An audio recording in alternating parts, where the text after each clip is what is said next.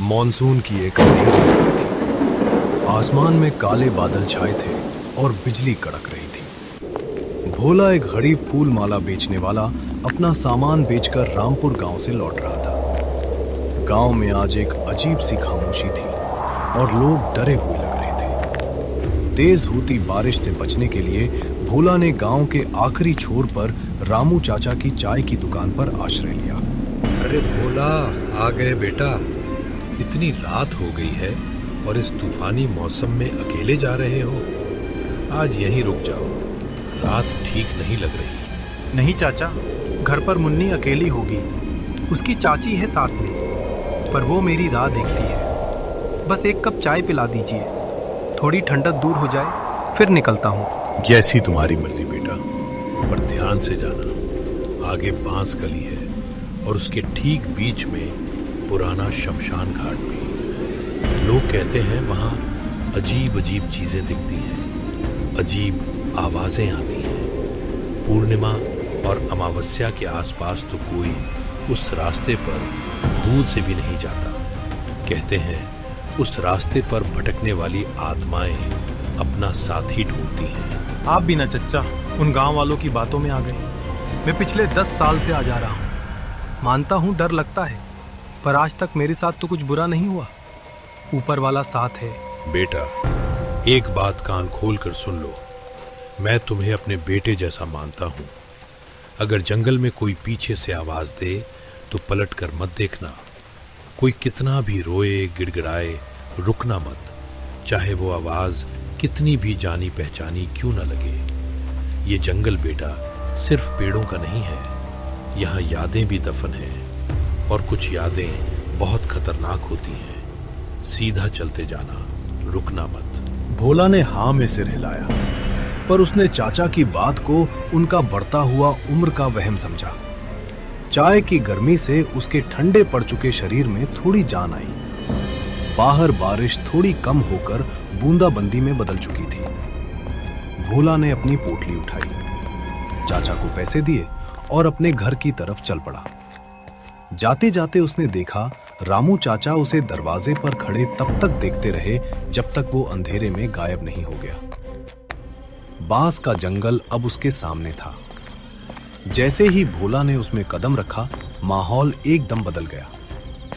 बाहर की हवा का शोर और बारिश की आवाज अजीब तरह से दब गई थी। यहां एक ऐसी खामोशी थी जो शोर से ज्यादा डरावनी थी। सिर्फ उसके कीचड़ भरे कदमों की छप-छप की आवाज गूंज रही थी। उसे एहसास हुआ कि वो अकेला नहीं है। उसे लगा जैसे बांस के दरख्तों के पीछे से अंधेरे के पर्दों से कोई उसे घूर रहा है, सुनी सुनी प्यासी आंखों से। अचानक उसके कानों में एक बच्चे के रोने की आवाज आई। आवाज बहुत धीमी थी, जैसे कोई दूर बैठा सिसक रहा हो। भोला के कदम वहीं जम गए। उसका दिल जोर जोर से धड़कने लगा। रामू चाचा की बात उसके दिमाग में गूंजी, पलटकर मत देखना। कौन है वहां? रोने की आवाज बंद हो गई। एक पल के लिए सन्नाटा छा गया। भोला को लगा शायद ये उसका वहम है। उसने एक लंबी सांस लिया और आगे बढ़ने ही वाला था कि उसे अपने कंधे पर एक बर्फ जैसा ठंडा हाथ महसूस हुआ। डर के मारे भोला की चीख निकलते निकलते रह गई। भोला ने अपनी सारी हिम्मत जुटाकर पलट कर देखा।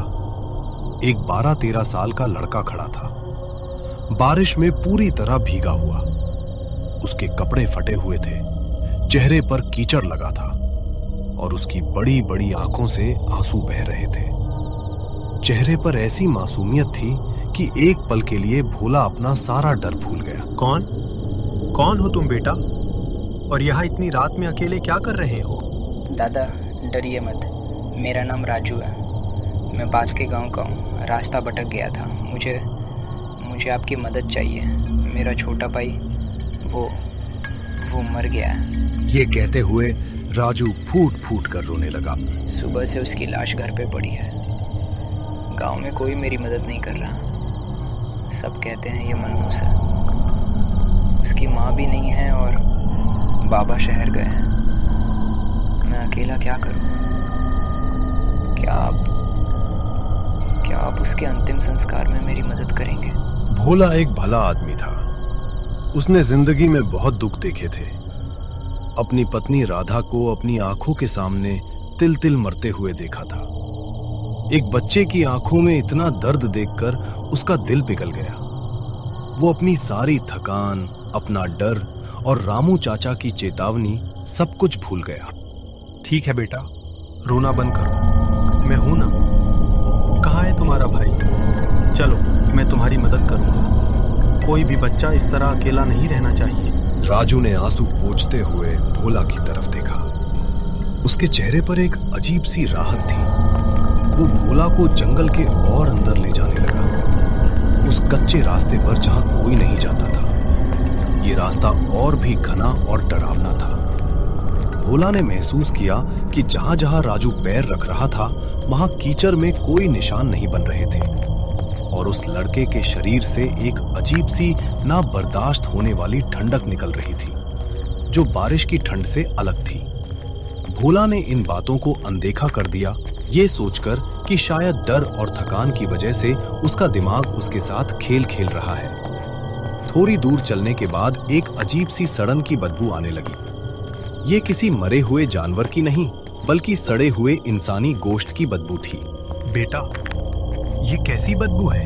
बस हम पहुंच गए दादा। राजू भोला को एक छोटी सी खुली जगह पर ले आया। ये जगह बांस के दरख्तों से ऐसे घिरी थी जैसे कमरा हो। यहाँ जमीन पर गीले पत्तों के ढेर के नीचे एक शरीर पड़ा था। भोला ने कांपते हुए हाथों से अपनी टॉर्च की रोशनी उस पर डाली। अगले ही पल उसकी आंखें डर से फट गईं और उसके मुंह से एक घुटी हुई चीख निकली। वहां जमीन पर एक लड़के की लाश पड़ी थी, पर वो सिर्फ लाश नहीं थी, वो एक भयानक मंजर था। जानवरों ने उसे नोच नोच कर खा लिया था।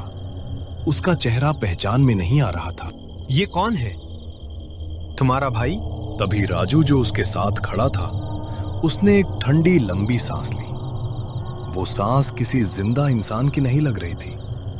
उसकी आकृति धुंधली होने लगी, जिसे पानी में रंग घुल रहा हो। वो हवा में उड़कर उसी लाश के ऊपर मंडराने लगा। उसका मासूम चेहरा अब बदल चुका था।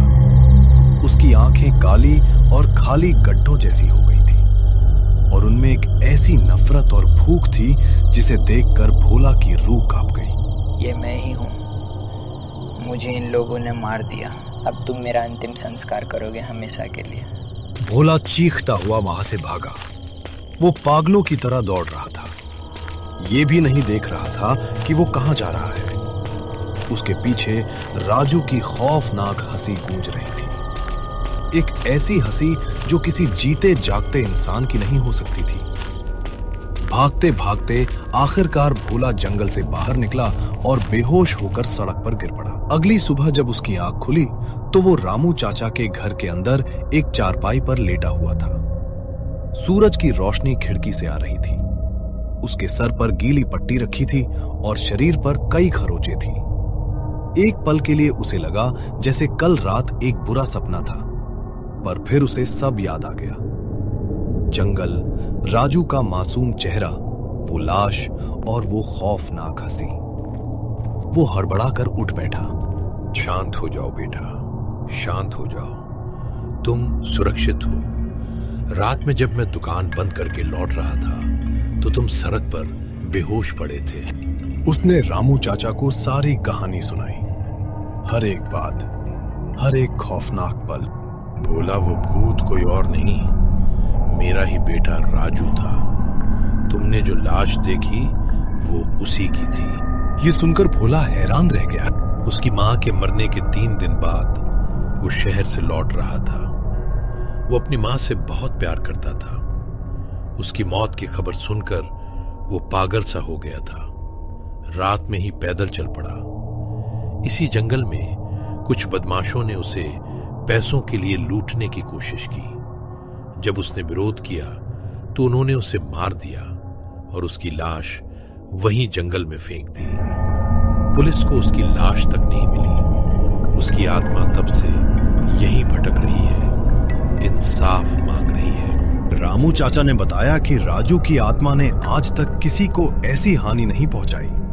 वो बस लोगों को उस खतरनाक रास्ते से दूर रखने के लिए डराती है, ताकि जो उसके साथ हुआ वो किसी और के साथ ना हो। भोला को यह सुनकर बहुत दुख हुआ। एक बाप का दर्द वो समझ सकता था। 2 दिन बाद भोला का शरीर थोड़ा ठीक हुआ। उसने अपना सारा सामान बांधा। उसने फैसला किया कि वो रात में ही निकल जाएगा, पर इस बार बांस गली वाले रास्ते से नहीं, बल्कि लंबे घूम कर जाने वाले खेत खलियानों के रास्ते से। जब वो रामू चाचा की दुकान के पास से गुजरा तो दुकान बंद थी। अचानक उसे लगा कि रामू चाचा हाथ में एक छोटी सी मिट्टी की हांडी लिए जंगल की तरफ जा रहे हैं। भोला हैरान हो गया।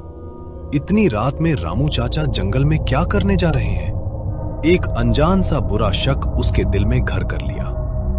उसने सोचा, कहीं चाचा अपनी बेटे की आत्मा से मिलने तो नहीं जा रहे? पर उनकी चाल में एक अजीब सी तेजी थी, एक अजीब सा उत्साह था।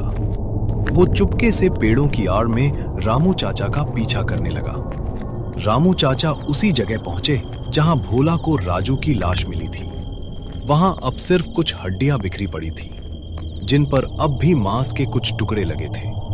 रामू चाचा ने मिट्टी की हांडी नीचे रखी। बेटा राजू, देख मैं तेरे लिए क्या लाया हूं। तू अकेला है ना, इसीलिए मैं तेरे लिए एक नया दोस्त लाया हूं। वो फेरी वाला, वो बहुत डर गया था, पर मैंने उसे रोक लिया। अब वो लौट कर जा रहा है, पर रास्ता भूल जाएगा और फिर वो तेरे पास आ जाएगा हमेशा के लिए। अब तू अकेला नहीं रहेगा। हम दोनों मिलकर तेरे लिए और भी दोस्त लाएंगे। भोला ये सुनकर पत्थर का हो गया। उसके दिमाग में सब कुछ साफ हो गया। भोला को एहसास हुआ कि वो एक जाल में फंस चुका है। भोला चुपके से वापस मुड़ने लगा, पर उसका पैर एक सूखी टहनी पर पड़ गया। एक तेज खट की आवाज अंधेरे में गूंज गई। रामू चाचा और राजू की आत्मा जो वहीं खड़ी थी, दोनों ने एक साथ भोला की तरफ देखा। रामू चाचा के चेहरे पर अब वो भोलापन नहीं, बल्कि एक शैतानी जीत वाली मुस्कान थी। राजू, देख तेरा दोस्त आ गया। वो जाना नहीं चाहता, खेल उसके साथ। राजू की आत्मा, जिसका चेहरा अब पूरी तरह से खौफनाक हो चुका था, एक झटके में भोला के सामने आ गई। उसका चेहरा अब एक बच्चे का नहीं, बल्कि एक भूखे भेड़िए जैसा लग रहा था। नहीं चाचा, तुम एक शैतान हो। पर उसकी चीख बांस के जंगल के अंधेरे में दब कर रह गई। अगले दिन सूरज फिर निकला। रामू चाचा अपनी चाय की दुकान पर बैठे थे, एक नए मुसाफिर का इंतजार कर रहे थे। और उस बदनाम बांस गली में अब एक और आत्मा भटक रही थी, हमेशा के लिए कैद।